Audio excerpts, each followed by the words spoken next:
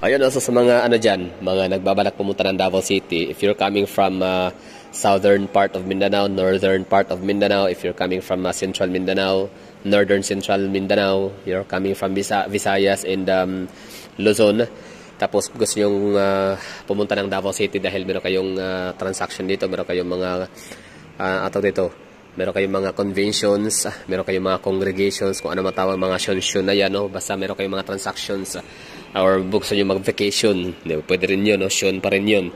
So, naghahanap po kayo ng matutuluyan kasi maramihan ho kayo, no?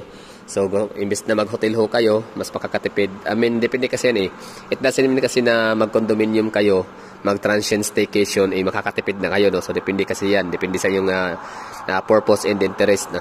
Kasi sa hotel kasi din, para sa akin, mas maganda nga ang hotel eh, kasi ano ka, buhay prinsipe ka. Kasi may server ka talaga, no? Isang tawag ka lang, mayroong lalapit na mga crew, mga cabin crew, ano pa tawag dyan? Hindi pala cabin crew, mga chamber, no? Mga chamber crew. I don't know kung tawag dyan. Basta, tapos kumain, may kasamang breakfast, di ba? Sarap ng ano ha, sarap buhay pag nasa hotel ka, kasi nga libre kain sa umaga. Kumbaga, consumable na consumable, hindi siya libre. Kasi isa yan sa yung binabayaran. So, bababa ka na lang sa kanilang dining area para kumain sa almusal. Yan nga lang, ang hindi lang talaga maganda sa hotel kapag ikaw ay hindi ka morning person, no? So hindi mo kayang bumangon para ng maaga, siyempre mamimiss mong yung binayaran mong breakfast, so malulugi ka. Or hindi man malulugi pero hindi mo masulit ganun, no? Tapos ngayon, maliban sa breakfast buffet na yung makukuha na ma-avail sa iyong binayarang tawag nito sa iyong accommodation sa hotel, meron ding dinner buffet, di ba? Tsaka yung serbisyo talaga iba. Hotel type talaga yung serbisyo. Whereas kung nasa condominium ka, ang mangyayari diyan self-service, no? So sa sariling sikap. Okay, so magkano ang presyo dito? Meron ho silang 3,500 ho itong kinuha natin na kwarto. Ito ay good 14 person, no? So pasok dito. So ngayon kasi it's a Friday, no? Biyernes Santo. So, supposedly, samal ho kami ngayon, buong pamilya. Talagang inisip ko na napakabilis na almost, no? Fully book ko yung mga resort. So, syempre, ang natitira mga resort, yung mga pangit ang mga reviews, like mga masama ang ugali ng mga owners, masama ang bad service, tapos ang iba naman, good service, okay din ang good service, okay ang amenities. Pero yung facilities, pangit, no? Yung pangit yung mga kwarto, may mga APs, may mga, may mga ahas at kung ano pang. Basta hindi maganda, no? Hindi maganda yung review. So ako naman, sa Samal kasi may mga mura, pero alam mo yun, mapapamura ka naman talaga din sa hindi magandang review. I mean sa serbisyo. So ayaw ko yun, no? So para sa akin, I'm willing to pay extra for good services and quality amenities in the facilities. So yun. So ngayon, dahil nga naubusan nga ng mga paborito nating mga suki nating mga dabis na mga resort, no? Sa Samal, kaya naisipan ko na mag-swimming pool na natin dito sa Davao. Lalayo pa ba tayo? So, siyempre, wag na tayo tumawid. Napakainit din pati, sobra, no? So, Davao City recorded as high as 43 degrees Celsius. 39, 40, 41, 42 hanggang 43 yan ang pinakamataas na temperatura sa Davao. So, sa mga nanonood dyan, let me know in the comment box kung anong temperatura meron ho kayo dyan. Anong naitalang pinakamataas na temperature sa inyong lugar, bayan, munisipyo, or inyong probinsya, rehiyon. So, pinakamataas sa Pilipinas ay ang Aurora, no? Nagtala sila ng pinakamataas sa record yun, no? Na 60 degree Celsius. Grabe, ang taas doon, init doon. Hindi ko alam kung paano sila nabuhay na survive doon. Dito nga sa Davao, 39 pa lang, 40. Sobrang nabibiyak ng ulo mo. Kailangan mo talaga ng pampa-refresh, no? Pampalamig. So, yun lang. Bali, presyo dito, 3,500, good 14 person. Mura lang ba ang 3,500 para sa 10 person? Yes, mura lang siya kumpara doon sa 2,999 na napasokan natin sa Verdun Park na good for 6 packs to 7 packs lang yata, no? Tapos kung mag-exceed pa doon, magdadagdag na ng per head na siya. O, yun. Tapos ang swimming pool ay magbabayad ka ng parang 200 plus. Dito naman ay 150 pesos lang. Okay. So ngayon, it's about time na para mag-room tour ho tayo dito sa ating nakuhang 2-bedroom unit ito sa North Camilla. Yun, shout out isa man na yung Okay, so check tayo, no? Room check, room tour. So tingnan natin kung sulit nga ba yung kanilang 3,514 person. So syempre masasabi ko, all I can see is sulit siya kasi malaki, no? Super spacious talaga siya. Meron silang living room kung saan meron silang dining area. Apatan lang siya, pero pwede na rin, no? Kung meron pa silang upuan, iba, depende, no? Pero ang purpose naman talaga ito swimming pool. Tapos syempre, merong Biyernes Santo ngayon, meron tayong mga binignit, makapagluto tayo dito. Meron silang induction cooker, meron silang rice cooker, tapos yun, mga gamit, no? Ref. So, mapaglagyan natin ng mga dessert natin. No? Meron tayong mga buko salad. Ang sarap ng mga ginawa namin ng buko salad dito. The best. Tapos meron silang dispenser, water dispenser. Di ba? Ayos. Pagkatapos niyan ay meron silang TV. Meron pa sila nakalagay na all good things are wild and free. Okay? Adventures awaits. Adventure awaits. Diba? Welcome. Home sweet home. Blessed. Blessed. Welcome, blessed home sweet home. So, pasok pa tayo sa isang kwarto. Di ko alam kung ano dito yung master's bedroom. Yan, so ito yun. Ang kanilang kwarto dito ay sila, pull out. Pull out bed, no? Yan, no? Yan, sa ilalim. So, kaya naman pala pwede siya pang 10.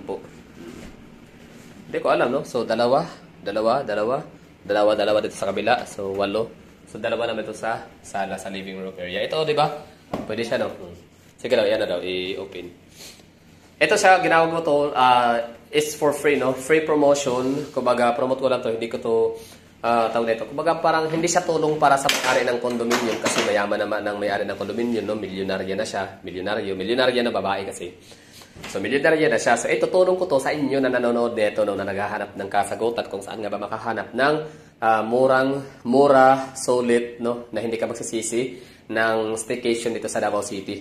Na masasabi nating malapit na talaga sa downtown area, malapit sa shopping malls, convenience stores, lahat, no? One rides lang sa mga rauta, sa mga jeep.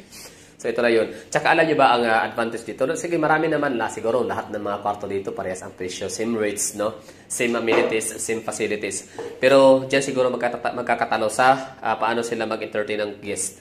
Sa totoo lang, napakabait itong guest na to dito. Parang napaka-low-key niya, no? Low-key lang. Like, basta tawag nito. Sa tipo pa naman na customer guest clients na kagaya ko na napakakulit, no? Pero siya talagang mataas ang kanyang maximum tolerance talaga, no? Present kay madam, kay ma'am, no? May-ari dito. Okay, so ano natin? I-check natin dito. Wala lang, no? Okay, check. Mayroon pa silang pabulaklak dito na tunay ba to? O, tunay nga, no? Ay, plastic pala. Okay. Okay, so ano pa ba? Tapos na tayo dito sa isang kwarto. Okay, siyempre ano makikita natin kapag papasokin natin dito sa loob, no? Ano meron? Oh, what's in the outside? Yan. Ano makikita natin? Window view. Oh, or sa balcony view. So, siyempre, yan. Yung mga gusali. Tapos, makikita natin dito yung flat world. Flat world, oh. Basta ano yan? Call center. Tapos, buhangin na yan. Buhangin road. Buhangin avenue. Buhangin road. Tapos, dito naman makikita ho natin yung Lanang District, no? Yan. Bahada, tapos Lanang District. Tapos, Island Garden City of Samar. Right there. Okay? So, ano ba itong kanilang kwarto? Kama, syempre. Hindi ba sila pwedeng yun, no? So, that's the window view and the balcony view dito na makikita. Yun. Ganda, no? Nice one. Okay, so, balik na natin. Oh, yan. Meron silang the-remote yung kailangan aircon. Tapos may nakalagay na believe in yourself, change your thoughts, and you'll change your world. Diba? Ang galing na, napaka-inspiring ng mga quotes nila. Okay. Tapos ito sa kabila. Tingnan natin ano meron dito sa kwarto. Diyan. Ayun. O nga pala, pangalawang kwarto to, no? Dalawa ang kinuha natin na binook natin kwarto dito. Yung isa, 1,300 pesos. Good for 2 lang talaga yun. Masikip na talaga siya, no? Studio unit. Studio type. So, okay na yun dun. So, ito naman siya ay, yun na. Good 14. Kasi marami kami, no? Such a big family. Wala lang, sama-sama, kakain habang holiday. Walang trabaho kasi yung mga kapatid ko sobrang busy din sa trabaho. Like, alam mo yun, kahit pares din talagang nagtatrabaho sila, no? Rumarakit. Meron silang mga side hustle. Hindi sila basta lang sabi ko nga daw sa isang kapatid kung magkano ba yung sahod niya, magkano ba yung kinikita niya kapag rest day. Kasi wala talaga siyang rest day. I mean, may rest day siya ba, pero hindi niya, imbis na from the word rest day, araw na magpahinga, di ba? Binibigyan ka ng kumpanya para makapagpahinga kahit isang araw para sa sarili mo. Pero ang ginawa niya, yun, nagsaside hustle, no? Marami kasi siyang talent din, palibasa. So, yun lang. Sabi ko sa kanya, magkano ba yung ano, yabang ko yun, no? Sabi ko sa kanya, magkano ba yung kinikita mo kapag ka-rest day? Babayaran ko na. Ako na yung bibilhin ko na yun, parang ganun. Pero still, ganun pa rin, no? So, parang naging times tuloy yung kanyang kita. Ayan lang. Sabi ko sa kanya, appreciate mo yung rest day mo kasi, tawag nito, yung ibang mga tao nga, naghahangad nga ng ano, no? Ng nagli-leave, nagsisick leave, nagsisinungaling na lang kahit wala naman sakit, nagsisick leave sila, nagpa-file sa ng sick leave para makapagbakasyon. Tapos ngayon, ito nga parang ako inabuso ko na to, i-take for granted ko tong pagkakataon kasi ito yung pinaka-moment talaga na magkakasama-sama mga pamilya kasi kanya-kanya din mga businesses no. Kanya-kanyang laban sa buhay, kanya-kanyang mga pagsisikap no para makaraos sa pang-araw-araw na pangangailangan no. Ganun talaga pag mahirap pero ang mahalaga ay lumalaban ng patas, ang mahalaga ay kumikitang pangkabuhayan para sa pamilya. So ito yung pinaka best opportunity para ma-enjoy no, para masulit yung binibigay sa atin na bakasyon. Yung buong mundo ay tumitigil para mag-celebrate ng holiday lang, may tao. Kasi no?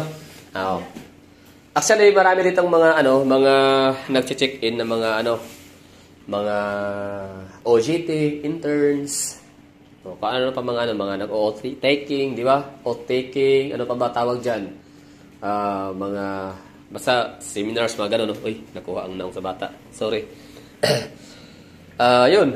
So, yun yung mga mostly na mataga na pinupuntahan, no? Na bakit na mga guest na maliban sa mga yung ayaw mag-hotel, di ba? So, pang long term, no? Kunyari, 1 week, 2 weeks, 3 weeks, or di kaya 1 month, or di kaya tag 2 days, 3 days, no? 4 days.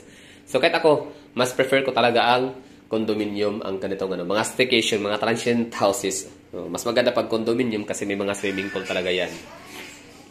Kasi kung doon ka sa hotel, ay yan lang, pang pang short time, no? Pang overnight lang, pwede, no? Depende na, kung marami kang pera, pwede mo rin siya i-book ng good for 1 month. Congratulations, no? So, yun lang siguro. Bali, for today's video lang ha. Bali, review lang siya. Pero syempre, mga katanungan dyan, may mga follow-up question ho kayo. Andyan na sa ating comment box. Kayo nang bahala magbigay no, ng inyong mga komento kung ano pa mga karagdagang information na gusto yung kunin, no?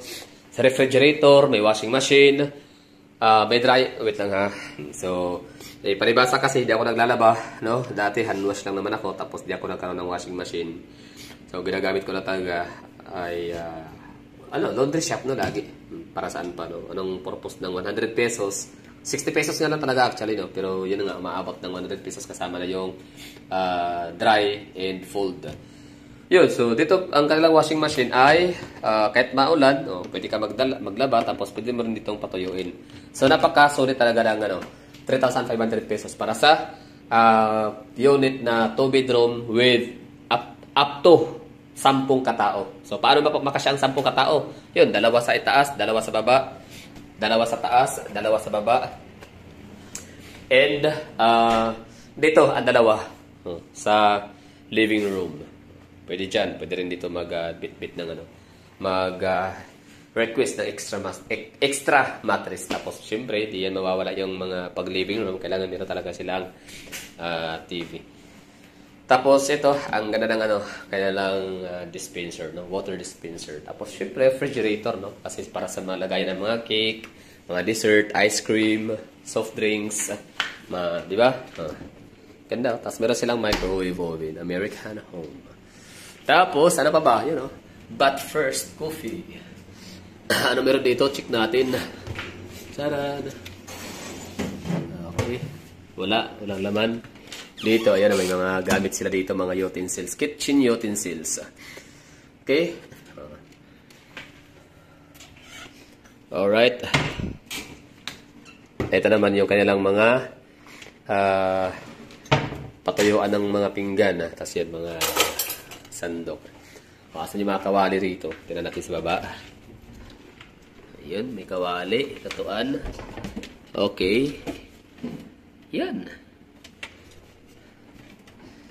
Okay. Tapos ito. Yan. Yan yung mga makikita natin sa kailangan. 2 bedroom unit. Pwede pang 10 katao. Tapos, yun lang, static. Na maganda, simple, napaka, minimize ang lugar. Ang loob, hindi siya maingay, hindi siya magulo. Tama lang. So, 3,500. Tapos, meron silang unit na 1,200 ha. 1,300 yan, no? Piso na lang para mag 1,300. Good for 2. Studio type, ha. So, kung dalawa lang kayo, meron sila doon. 1,300, napakamura nun, no? Napaka-affordable doon. Hindi na kayo magsisisi. So, again, hindi ko tutulong sa may-ari kasi ang may-ari is mayaman na. Hindi siya maka-afford ng, unit kung hindi siya milyonarya. Oo. So, ito ay tutulong ko na lang sa inyong mga gustong magpuntang Davao, no? If you're coming from different regions in the islands of the Philippines. If you're coming from north, south, east, west of Mindanao, gusto nyo makapunta ng Davao City na makatipid kayo sa inyong stayhan, ay dito na ho kayo sa pinuntahan ko. Pero syempre, pag fully book ho to dito, huwag kayo mag-alala kasi marami din naman, no? Maaring may kakilala din itong may-ari itong unit. Meron siya mga friendships, no? Mga trusted friendships na pwedeng napag-referan sa inyo. Na masasabi ko natin legit and trusted. Okay? Yan lang.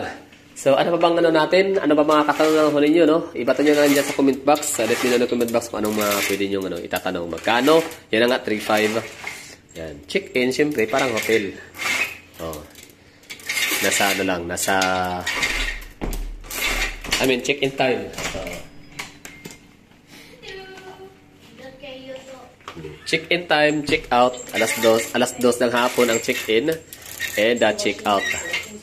Alas 12 ng tapat na tanghali. Sana all tapat. So, yun lang, no? At maraming salamat sa mga nanonood. So, let me know in the comment box kung anong mga karagdagang katanungan. Pwede mag-yosi, bawal. So, respeto sa susunod na uupa, no? So, pwede kayo mag-yosi siguro. Basta meron to sila siguro mga smoking area dito sa within the premises of North Camellia or North Point Camellia.